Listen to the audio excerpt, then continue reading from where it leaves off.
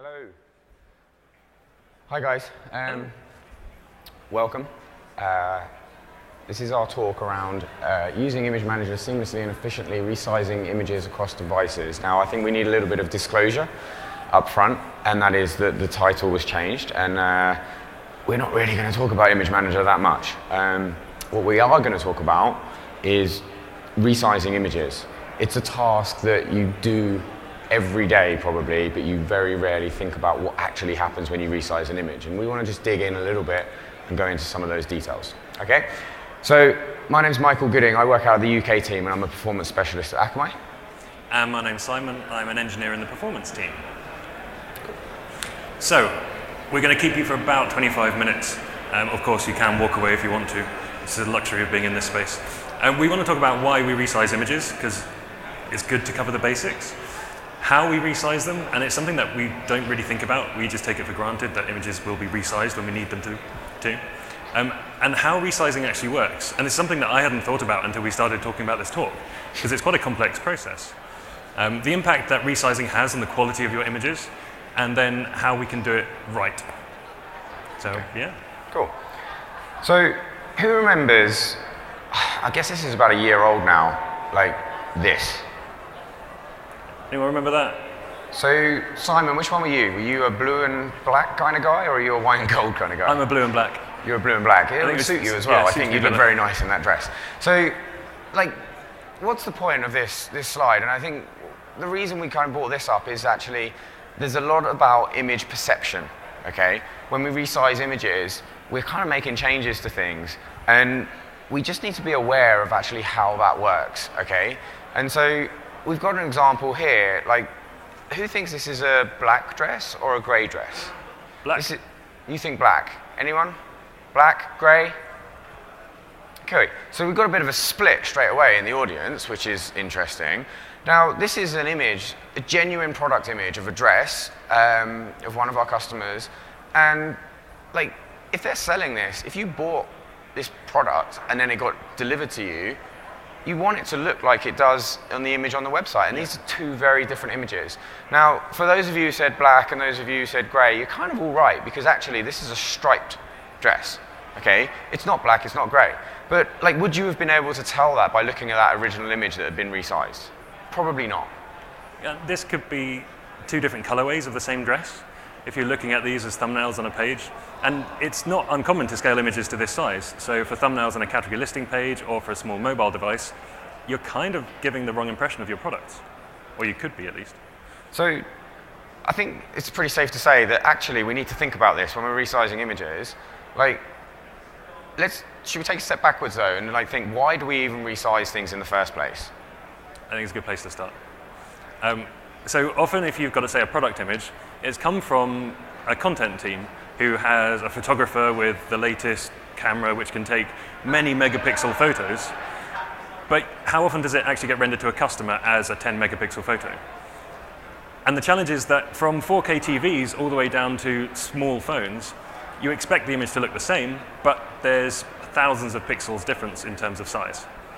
And there's really interesting stuff, say, with responsive design. If you've got 3 breakpoints where you've got 1, 2, or 3 columns, but between those different viewport sizes, you can have thousands of different image widths.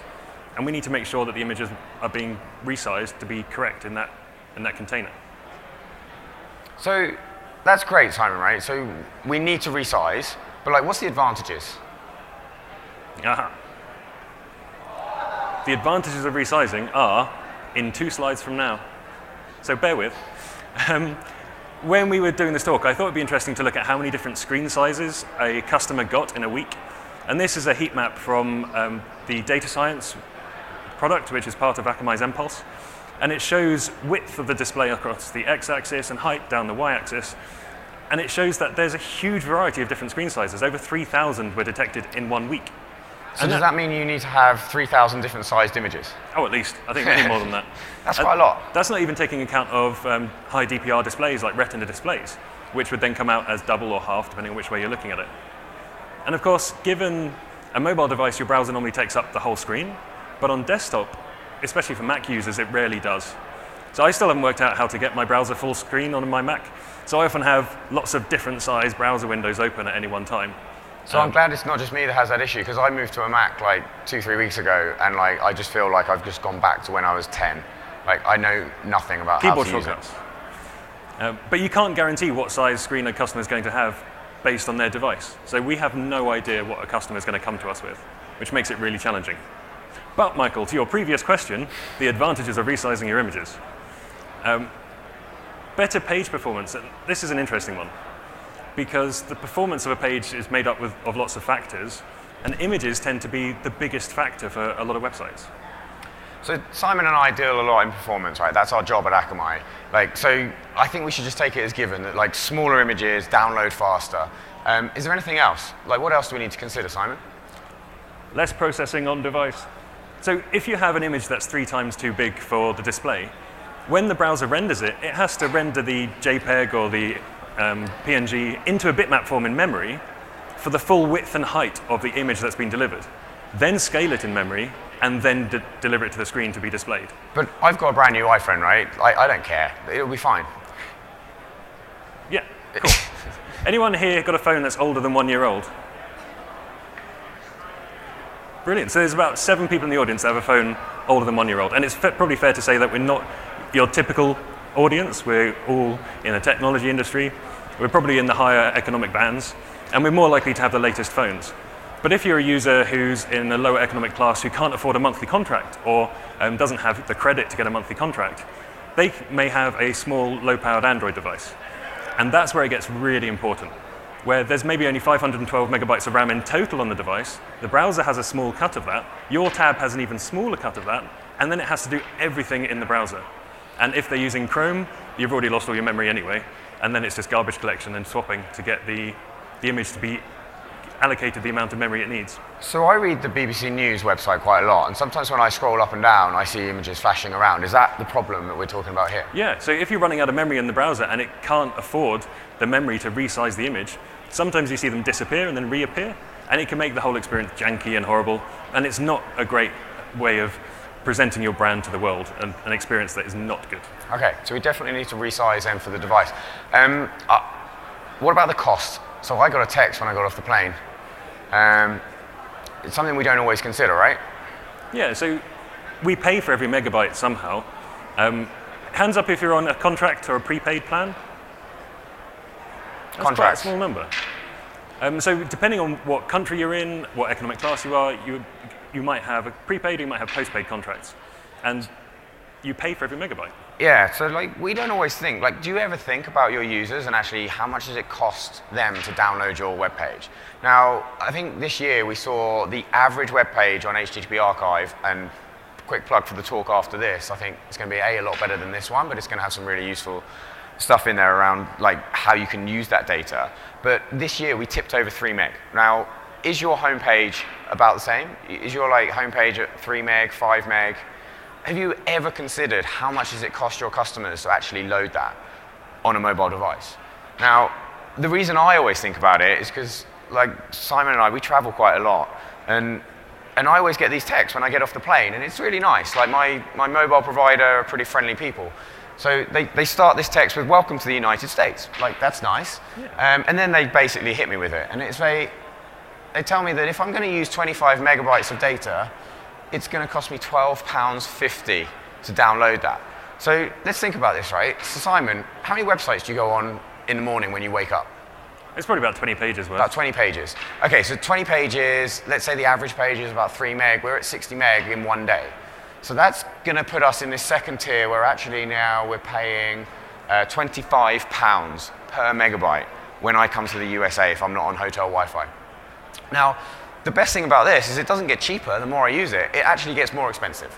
And we've got a colleague who's downstairs. His name's Ollie. If you see him, just ask him how much his bill was when he went to 1 week in the USA. He got back to work and he'd spent £5,000 because he basically had his data roaming turned on and didn't use Wi-Fi. Like, that's really expensive. Cool.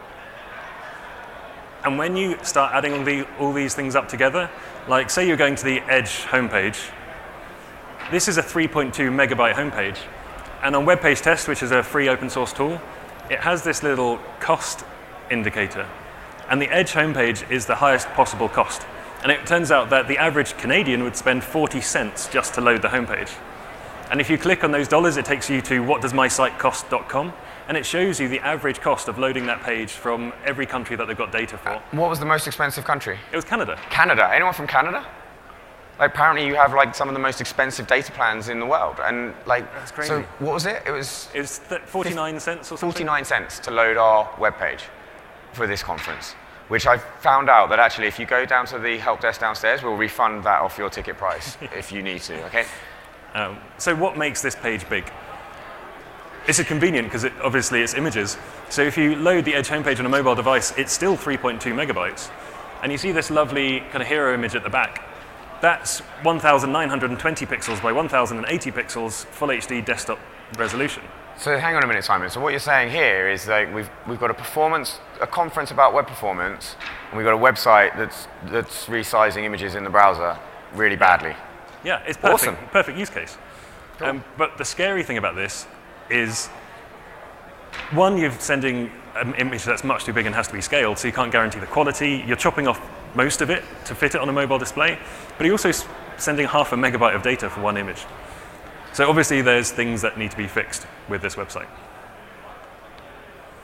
So when we resize an image, we have a mental model of what we do, okay? And my mental model has always been that we get an image and we just shrink it. It's magic, right? We throw stuff away, like we get rid of some pixels. Is that actually what happens? No, we make the pixels smaller. We just make them smaller, right? Cool. Because when we're resizing an image, we're not resizing an image. We're creating a new image based on data we've sampled from the existing image. So you're starting again from scratch, which gives us some opportunities, but it means there's some complexities in the way we do it. So what you're saying is this is wrong. This is wrong. This is wrong. We do not resize images and throw stuff away. When we resize an image, we're actually creating a brand new one. Yep. So how do we have the inputs to make that new image, Simon? Magic. Magic. Yeah. Cool. So the challenge is, say you had this image which is about 30 pixels by 30 pixels of the mountains. If you wanted to shrink it down to 4 by 4, you have to slice that image up, and you take samples of each of the new pixels from the old image. Now, in point interpolation, which this is, you just take the value under the point at the center of that pixel, which gives us a really pretty rendition. Whoa, hang on a minute. That looks awful. Yeah, it's not good, is it? No. All right, so there's other ways to do it. There's other ways to do it. Let's take the average of the pixel. So again, we slice it up into 4 by 4, and instead of just looking at the point, we take the average value of the pixels in that area. And then we get kind of nice smooth edges, a bit more of a pleasant image. And if you stood right back over there, you might even not be able to tell the difference between the two. Yeah, that still looks pretty rubbish though, Simon. Yes. Well, this is obviously a simple example. Shall we have a look at some real photos? Yeah, let's have a look at some real ones. So I think we should probably have a disclaimer right now that we're really scared about this part. There's no guarantee that these are actually going to look good on the big screen. So, can anyone see the difference? I can kind of see that. Can you guys see the difference there when we're looking at that? So if I was selling denim shirts, like, what do I want it to look like? I want to highlight the stitching, right? That's a feature of the product. And actually, it goes a little bit blurry with one of these. And also, there's the texture of the actual garment itself. And you can see on the point stuff that Simon's showing us, like, it's different, right? So, like, this is good, but it's a bit confusing, Simon. Like, let's have another look. Let's get a better example. Let's have another one. So this is a great image of like a night sky. Whoa, hang on a minute. This one works. Hey. That's like really different. And this is just the interpolation filter that we're applying here. And so you can see how different ways of resizing an image actually give us a very different result. So you can see like what we're highlighting here, like there's that sign. It looks very different. So again, like I'm sure there's plenty of you here that work in e-commerce. Like, what do you do with your images? Like, do they still look like the original, or are you like applying different filters that you don't even really think about? I don't like to think about filters. It gives me a headache. So, we know that we can take the average value of pixels, but how does color work when we scale images? Well, it's like, again, we're shrinking pixels. It should just be fine. We'll just use the colors of the original, right? Well, that's a challenge. If you're taking the average of, say, 10 pixels, how do you choose the average color? And it's not as simple as you might think. So if we take a trivial example of a 2 by 2 image and you're scaling it down to 1 by 1, what color should the resulting image be? Any guesses? Pink. Well, it's going to be grey, because that's the average of black and white. But this is a new color. It wasn't in the image before. So we've just invented a new color for this image. Did we invent it? Yeah. It didn't exist before this talk. Okay. With 2 red and 2 white, anyone guess what the color might be? I gave you a hint earlier. So this is going to be the color of most of your shirts, right? This is going to be pink. Yeah, it's going to be pink. Perfect. Which again is a new color. Now this is all fine until you get to images which don't fit this kind of pattern very well. Red and green. Green? It's going to be a Red? really ugly color, which is exactly the average of RGB red and green. But that doesn't really reflect what the image had in the first place. So mapping it to a standard color space doesn't work so well, because it's an ugly color. So to step back a bit and talk about RGB, RGB is just 3 coordinates. So you've got a 3-dimensional space of color, and you can get more red, more green, and more blue. So RGB is like how we store information, right? So for every time we represent a color, we give it a number for red, a number for green, a number for blue, and then magic happens in the browser, right? Yeah, and you've got 8 bits normally, so you can go up to 256, which gives you a limited color space. So how's your math, Simon? How many colors does that equal? Lots. Lots. Okay. But it's a finite number, right? We can't just magically invent every single color under the sun. No. You have to choose between those numbers. Even though from like a camera's point of view, they may be able to take a much broader color space picture with many millions of colors, we're still limited in when we render it back on the screen. And of course that depends on the customer's display as well. So if they have a low color space display, they're not going to show anything at all. All right, can you tell me what the second color in this table is going to be? So the first one was quite easy. This one's a little bit more tricky. I don't know, like green, blue. So obviously it's grey, and then we get more complex colours where you're mixing the red and green and blue a bit more, and you can get blurple. But it's not as simple as you might think, this relationship between the values and the colours that come out. And then you get these really pretty images to try and describe how colour spaces work. So we're all quite familiar with RGB. You've got red and green and blue. But the colour space doesn't map directly to values of red, green, and blue. So what other kind of colour spaces have we got on here? So basically, the main one is sRGB, right? So this is a standard. And what we do with sRGB is we kind of like cheat. We invent colors. We try and make things brighter. And the reason we do that is because we kind of have a little bit of knowledge about the human eye. So the human eye is very different to how a computer might see things. And essentially, when we're talking about color spaces with RGB, the first one is a linear distribution of colors. So everything is the same amount apart in terms of its distance and that spectrum that we saw before.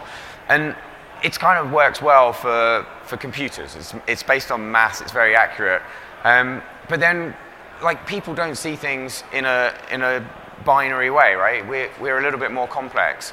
And with sRGB, what we try and do is we kind of try and help the human eye see colors that are brighter, because we are very sensitive to changes in color at the higher end. So when things are bright, we notice things. So the use case I always think about here is if you turn the light off in a room, like everything just kind of goes gray and you can't really tell the color of things. You suddenly turn the light on and I can see that, you know, these curtains are orange and all that color comes through. So sRGB compresses colors that are darker to give more space in the color space for brighter colors, so you can get more differentiation where they're brighter. Cool. So this is all really interesting, Simon. Have you got some examples? Yes, I'm glad you asked. Wow. So this is obviously a natural color photo, untouched at all. So I actually always looking at buying a tree, especially purple trees. Yep. This looks pretty nice. It's a nice tree. So this is scaled with a traditional RGB color space. By default, a lot of programs, including your web browser, will use sRGB. So it'll look like that. Whoa, hang on a minute. Do that again. So now that, like, this tree looks different. Okay, it's not even like a different color. It actually looks like fatter. So when we use that sRGB, it's really different. And like, I can see some like white grass down the front. That suddenly disappears. That starts to blend in with the purple grass, right? So if I was buying this tree and like one of these turned up at my house, I could be pretty disappointed, because that's very different to how that image looks, right? Yeah, and if you let the browser resize your images for you, you're leaving it all up to them. which is tricky. So this is actually, again, this is probably a little bit more realistic in terms of like, I don't actually buy trees. So for those of you who work in commerce, here's an image with RGB, and it's, what we want you to focus on here is the chain color, but also the stitching, because this is quite important. Like if I was buying this dress, I want to know if like it's got white stitching or has it got gray stitching, and ultimately you can see in RGB it's a lot more defined, whereas in sRGB it kind of just blends in to the other thing. So this is important. Like again, if I was buying this dress, I think it would suit me. Like I'd be pretty disappointed if I got the dress and it had a very different feel to what I was looking at on screen. One last example, and it actually comes out really well on those screens, but not so well on here, obviously. This is an image. Everyone wants to just come here and look at these ones. It looks really good. This is an image that has a lot of contrast. So you've got a really bright sunset, and you've got kind of dark, leafy vegetation on the left. With RGB, you get a linear relationship between the bright and the dark, so you can kind of see everything that's going on. With sRGB, you compress away those darker colors, so they kind of disappear. Yeah, it doesn't really show up, Simon. But like this is what we talked about earlier on. So sRGB, we're trying to boost the bright colors, but that then leaves us a bit of a gap in the darker colors. So again, if you've got darker images on your website, you really need to consider not using sRGB. Sadly, this one doesn't show up too well. So it looks brilliant down there, though. It does look brilliant down there. Let's move on. Cool. So how do we do resizing? So I think we've got a lot of choices, and I think you've already touched on one, right, which is just using the browser. How many people here just use CSS and say, I've got an image, it's 1,000 pixels, but I only want it to be a width of 500 on screen? Do we do that? It's pretty easy. It's easy, but then you're giving away all control. Okay. What else then? What else would you suggest? So if you're at home editing your photos, you might use something like Photoshop to scale your images. Or if you're delivering a website at scale using Akamai's products, you're probably quite likely to use something like Image Manager or any of the other options out there, which will do the resizing on the fly. So things like putting a query string in your image to say, I want the version that is 300 pixels wide. Cool. So tell me more then. So let's go through these one by one. So how does a browser actually resize an image? Well, we discussed it uses sRGB. So it's not mathematically perfect. Okay, so we're trying to boost the bright colors, but we're kind of sacrificing a little bit of the dark colors. Yeah, and to overcome problems with resizing images and getting hard edges, it automatically applies a softening filter. So if you resize an image in the browser, it will get slightly softer. And on a Nexus 4, which was a Google flagship from 5 years ago, who had a Nexus 4? They were brilliant phones. It's really brave of you to put your hand up. Yeah, but the CPU was not so good, unlike an iPhone 8, which is more than a MacBook Pro in terms of CPU power. But if you had 6 images that were 6 times too big, it would take 6 seconds in CPU processing time to scale them before it could render them onto the screen. So not only now I've got bad performance, but also we're saying that maybe it won't look that good either. And maybe the phone will just give up and crash. And we've had Chrome crash trying to resize images before. Okay, so what else? What else have we got? Well, this is a really interesting one that you found the other day. So if you let the browser resize your image for you, the resulting image may not be whole pixels. And the browser will have fractional pixels, which then get rounded when it gets displayed. But there's no such thing as a half a pixel, right? So then what happens if we go to 0.5 of a pixel?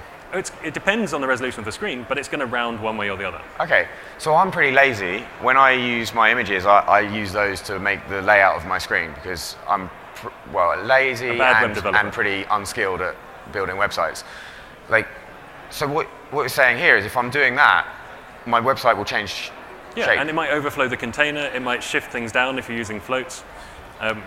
So in general, don't use the browser to resize images, I think is the conclusion. I'll stop doing that. It's too unpredictable. So this is an example of the browser versus Image Manager. So I don't know if you can see the nose changing and the hair just around the bottom middle of the image. So I'll be honest, I think the browser version looks a little bit brighter, but it also looks very blurry, right? And that's because it's using sRGB. Yeah, and so what does Image Manager use? Sorry? What does Image Manager use? Image Manager by default will use the RGB color space. Okay, but you can choose to change it. Yeah. So if we look again at the browser, but with an attribute to try to optimize contrast, so getting rid of that softening filter, can you see around the eye, around the nose? a lot changes, but in So order this, sorry, just to cut it, this is CSS, right? it's just an attribute on the image. Cool. So I can actually affect the image that's being painted in the browser by applying some styles to it. Yeah, but Wow. then which images do you apply that to? And it gets really tricky. So Photoshop lets you choose which interpolation method you use, and it gives you really helpful hints. Nearest neighbor will help preserve hard edges, so you won't soften lines, especially for a product with stripes, for example. Yeah. You might want to preserve edges. And also, if you're expanding an image, if you're scaling it up, you kind of want a different interpolation method to when you're scaling it down. So it gives you hints, which is really handy. But it uses another color space that we haven't even mentioned yet, Adobe RGB. Because why wouldn't you invent your whole own color space? So why do they have their own color space? Like, what's the point? What are they trying to achieve? Well, what they do is they darken the reds. It's again because our eyes perceive reds as brighter colors, so they're trying to again correct for the human eye. But I don't think it comes out on this display. No. Now, don't talk about images on projector. Okay. So this is starting to get a little bit confusing. So those of you who use Photoshop, there's also another tool called GIMP. I don't know if you guys have come across this. It's basically like a free Photoshop, is how I like to describe it. And you've got the same options in here, as you can actually go and choose your interpolation. Now, these are probably all settings that you've never really understood what they are, and like you just leave them in the defaults. I think the point we're trying to make here is, like, this stuff actually does make a big difference to the image, especially when you're resizing them down. So what about Image Manager? I don't know. This is a talk all about Image Manager, right? So we should probably talk about it. You're wearing an Image Manager t-shirt, so I think you should answer that question. Okay, so there's some good news here. Is actually we want you to do what's best for your images. So actually, you've got a choice. Sadly, you can't do this yourself right now. But if you decided that you wanted to resize images in the curved space, the sRGB, you can actually tell us to do that, and we will do it behind the scenes. It will be in the interface, I believe, sometime next year, but it's like, at the moment, it's a manual thing we have to do. Now, by default, we're actually using the filters we looked at earlier, like the Lanzos one, and also a combination of that and another filter called Mitchell. And what we do is we kind of, depending on the image, we'll apply the filter that we think is going to look best. So we do some analysis of that image. In terms of the color space, we are pretty much always using the RGB, unless you tell us otherwise. And the reason for that is that it's mathematically correct. We're not introducing too many new colors. We're not trying to do anything clever by introducing more bright colors and things like that. And as a CDN, we don't really want to affect your content too much. We want to just leave it as it is, okay?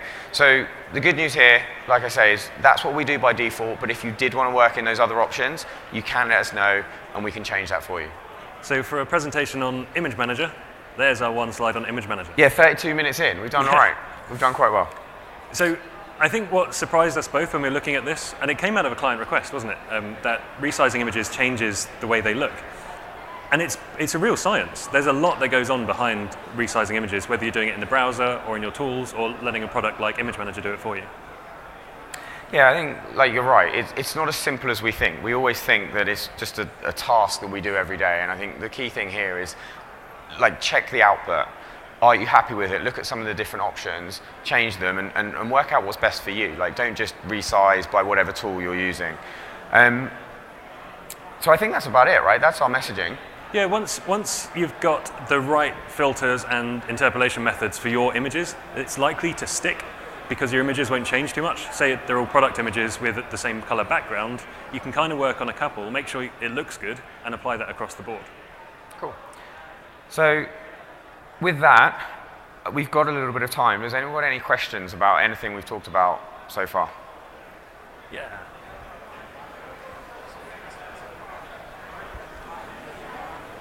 Specify the height, sorry.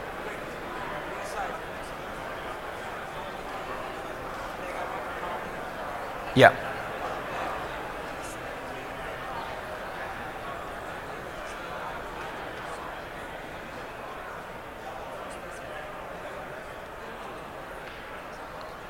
Is that a question specifically about Image Manager or just like what's happening in the browser? And I'll repeat the question in a moment. Just for Image Manager. So the question here is, like, can you specify the width and the height of the image? So if you're having a thumbnail, for example, it can resize? And the answer to that is yes. So Image Manager, there's a couple of ways you can do it. You can either do what we would call like a hard transformation, where you would always resize something down to a specific height and width, or you can use what we call image hints or width hints, and we can apply them in the query string and tell Image Manager that I kind of want an image here that's going to be 100 pixels. And what that will do is it will go away and look at the different variants you've got set up, and it will select the most appropriate one for an image of about 100 pixels. Okay? Any other questions? Cool. No? Yeah. Cool. Good. Okay, so no more questions. That's everything from us. So next time you are resizing an image, I hope now that you're going to kind of play around with some of the features, some of the different settings, and actually really kind of analyze that output. Brilliant. Well, thank you very much. Thank you.